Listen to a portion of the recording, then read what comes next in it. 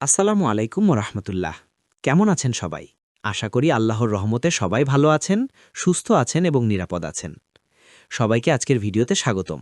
আজকের ভিডিওতে আমরা নবম পে স্কেল সম্পর্কিত সর্বশেষ আপডেট দিব, তাই সবার কাছে অনুরোধ ভিডিওটি না টেনে সম্পূর্ণ দেখবেন।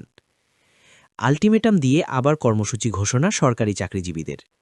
নবম পে স্কেল বাস্তবায়নের দাবিতে আল্টিমেটাম দিয়ে নতুন কর্মসূচি ঘোষণা করেছে বাংলাদেশ সরকারি কর্মচারী দাবি আদায় ঐক্য পরিষদের নেতারা।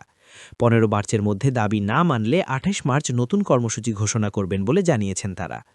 শুক্রবার ২০ ফেব্রুয়ারি সংগঠনের সদস্য সচিব মোহাম্মদ মাহমুদুল হাসান ও মুখ্য সমন্বয়ক মোহাম্মদ ওয়ারেস আলী স্বাক্ষরিত সংবাদ বিজ্ঞপ্তিতে এই তথ্য জানানো হয়েছে।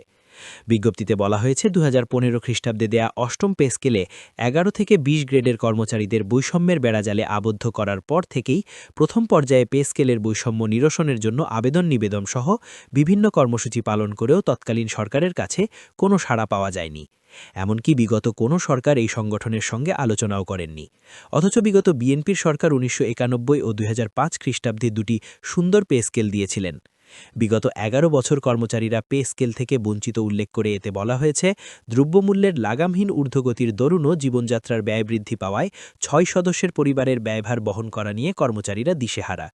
পরবর্তীতে ২০১৯ খ্রিস্টাব্দ থেকে বৈষম্যহীন নবম পে স্কেল বাস্তবায়নের লক্ষ্যে আবেদন নিবেদন সহ বিভিন্ন শান্তিপূর্ণ কর্মসূচির মাধ্যমে তৎকালীন সরকারের দৃষ্টি আকর্ষণের চেষ্টা করেছি।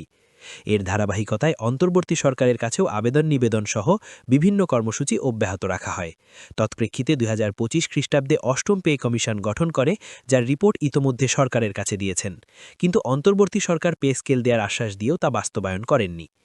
এটাই ছিল নবম পে স্কেল সম্পর্কিত সবশেষ আপডেট। সবাই ভালো থাকেন। আল্লাহ হাফেজ।